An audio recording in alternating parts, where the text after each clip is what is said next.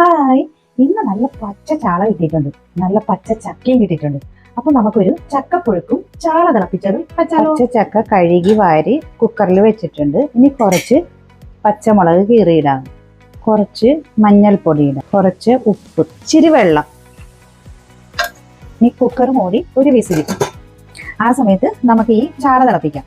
വെളിച്ചെണ്ണ ഒഴിച്ച് സവാള, ഇഞ്ചി, പച്ചമുളക്, തക്കാളി, വേപ്പില നമുക്ക് ഓരോന്നായിട്ട് ഇട്ടിട്ട് വഴറ്റിയെടുക്കാം.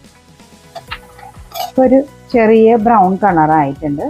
നമുക്കിനി മഞ്ഞൾപ്പൊടിയും മുളക് പൊടിയും ഇത് മൂത്ത് വരുമ്പോൾ നമുക്ക് കുറച്ച് ഇവിടെ കട്ട് ചെയ്ത് വെച്ച തക്കാളി ഇടും. കുറച്ച് വെള്ളം ഒഴിക്കാം,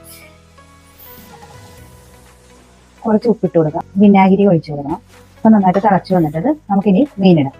നല്ല മൊത്ത ചാളയാണ് കേട്ടാ, മീനൊക്കെ കിട്ടുന്നുണ്ടാവുക.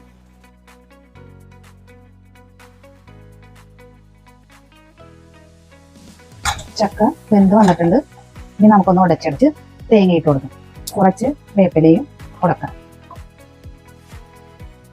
ഇപ്പൊ നമ്മുടെ ചാള തിളപ്പിച്ചത് റെഡിയായി, ചക്കപ്പുഴുക്കും റെഡി ആയിട്ടുണ്ട്.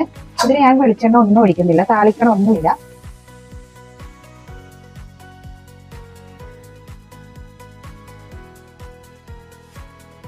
ഇവിടെ ചാള ഫ്രൈ ചെയ്ത് വെച്ചിട്ടുണ്ട്. അപ്പൊ ചാള ഫ്രൈ കൊടുക്കാം. സാലഡ് ഇവിടെ വെച്ചിട്ടുണ്ട്, അതും കൂടി ഇടും. ഇനി നമുക്ക് കഴിച്ചാലോ? നിങ്ങൾ ഒന്ന് ട്രൈ ചെയ്ത് നോക്ക്.